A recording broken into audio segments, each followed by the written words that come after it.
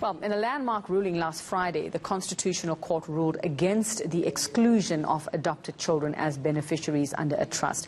Up until then, legislation excluded adopted children from an inheritance unless the deed conveyed a clear intention to include them. Well, Judge Nonkosi ruled that exclusion of adopted children based on their birth only served to perpetuate discrimination against them.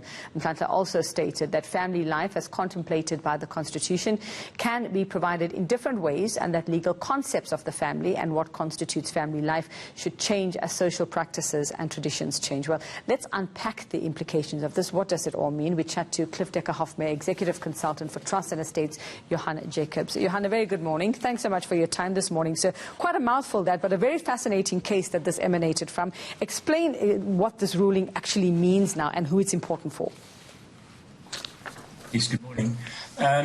Indeed, it's a landmark decision. Also, to put it into context, in the early 2000s, a number of cases came out from the various high courts and the Constitutional Court challenging discriminatory provisions in so-called public trusts. The first one was the Minister of Education versus Seifert, where a public trust was created, charitable intent, but certain categories of persons or individuals or groups were excluded based on either race or gender or religious affiliation.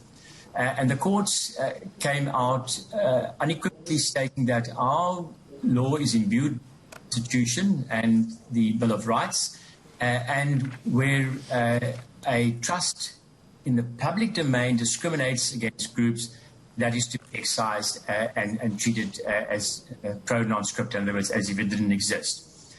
Literature then over the years developed saying, would this ever be extended into the private realm? In other words, where a person creates a private trust for his or her family or a group, or even in their own particular will. And the debate was always most probably not, because it's in the private realm and autonomy and testimony freedom was sacrosanct. The current matter must be also be seen in conjunction with a decision that came out of 6 weeks earlier, namely the King decision, which affected a similar discriminatory provision in a will as opposed to a private. And in essence, what the Constitutional Court said in its majority judgment, it's highly complex. You know, the judgment runs into 191 pages. Three judgments, two minority decisions, was that despite the interpretation, because what the court looked at, it looked at the trustee, looked at the interpretation, looking at the words, you know, the words were child, children, descendants, legal descendants, where the tension lay, plus the relevant children's acts that were at that particular time, and said that the adopted children could not be treated or could not be brought into the fold based on pure grounds of interpretation. And that was essentially unfair. In other words, it discriminated against a group and therefore should be excised. So that's the judgment. What does this actually mean now going forward? What does this ruling mean for if I were to drop if I were to drop my private will? Does it mean that if, for example, I want to state there that so and so is adopted and shouldn't get whatever it is from my estate, would that now be illegal, or would that how does it work for anybody going forward who wants to draw up their will?